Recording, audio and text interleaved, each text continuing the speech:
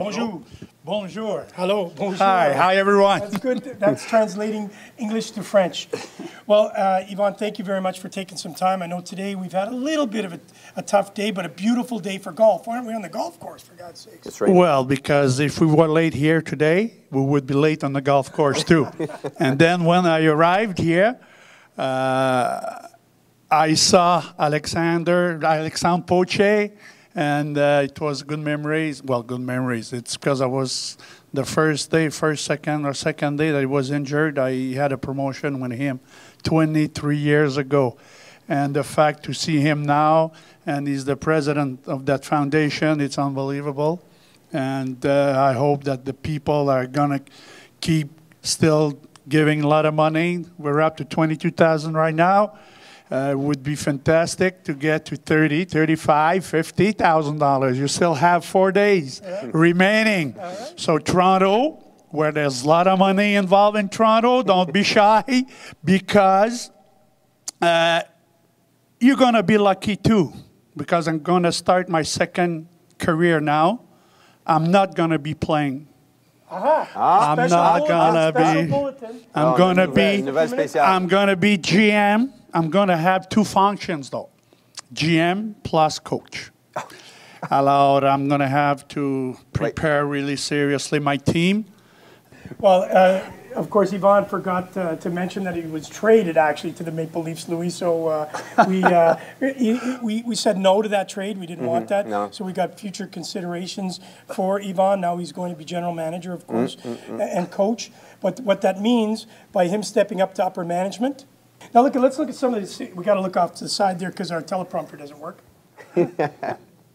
He's waving and he's wearing shorts. Yvon, 683 games. Yeah. 206 goals. Are those the right stats? Yeah. 273 assists, 474 points. That is an incredible career. How many against the Toronto Maple Leafs? Oh, I don't know. A few. That's about it. You have to score a few goals against every team if you want to stay in the NHL. But it's 206. I'd say about 110 were scored against the Toronto Maple Leafs. No, I had trouble against Toronto. It wasn't my favorite team to play against. What's incredible, too, last season playing with the Buffalo Sabres, he played all his career with Montreal. You can tell us a little bit about how you got to Buffalo, but what I wanted to mention is you played 77 games, 25 goals, 39 assists for 64 points in the National Hockey League, and then was sent down to Rochester. You'll tell us about that. In this day and age, 25 goals, this guy'd be making $6 million. We wouldn't have this charity event because he'd be giving us $1 million. Yeah, but $6 million probably would missing me today. Exactly. So tell us a little bit about playing in the National Hockey League, Montreal Canadiens, going to the Buffalo Sabres, and then, of course, after scoring 25 goals in the National Hockey League, you're not playing. Well, when you do play in the NHL and you won 4 Stanley Cups with the Montreal Canadiens, and they were my greatest years in my career. And I met some unbelievable players. I had a chance to meet Henry Richard. I had a chance to play with Guy Lafleur.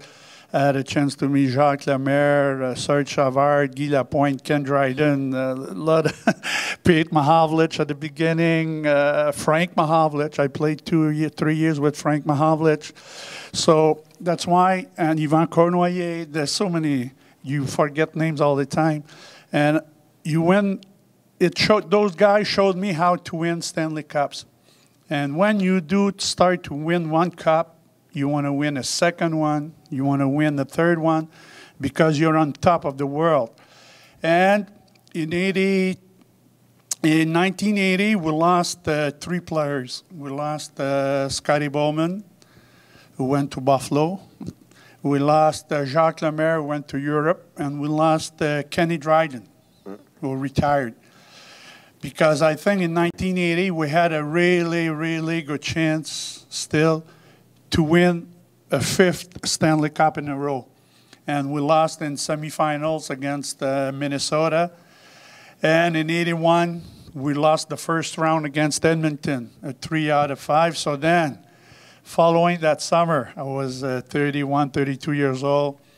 So every day I was seeing my name in the paper. Are they going to keep Lambert? Are they going to? There's the new kids coming up. It's always the same story. So I didn't know where to go because I was sure that Montreal wouldn't protect me on the list protection that they do have before every season starts. So I go to the training camp. I do the training camp, and then I'm waiting. Season starts October 5th. It's October 3rd. I'm waiting, and all of a sudden I got a phone call. Scotty Bowman picks me up from the Buffalo Sabres. Oh. So I was happy. I was hurt, really hurt, to leave Montreal. But I was 32. I had a 3-year contract. I still wanted to play hockey. And when I heard that it was Scotty Bowman picked me up, I was a little more motivated, and I wanted to try to show the guys in Buffalo, because I knew 2 or 3 guys. I knew Jimmy Roberts. I played with Jimmy, and I knew John Even Boxmeer. But it didn't go that way. We had a tough season, and I found it really hard myself to cope with that. I wasn't brought up, win a game, lose a game, win a game, lose a game. I wasn't brought up like that. And it was kind of a tough. And Buffalo had a really, really young hockey team. And 82 arrived Phil Housley, Dave Andreychuk, and Larry Playfair, many others. And then Scotty Bowman says to me, Yvon, we're going to send you down for a couple of weeks, training camp, and we'll call you up. And then when talked like that, I was 33, and I wanted to finish my contract. So they sent me down to Rochester. It was only an hour away from Buffalo. And then there I almost quit. It was my highest salary, but I had trouble to cope with that too. In sports, you have up and downs. You're so proud one day, and one day you're so down, you're so hurt. But I cope with it, and I had a chance to meet Mike Keenan. I was the assistant coach with Mike, and then we won the Calder Cup. So then I was really happy, because sports doesn't matter what you heard.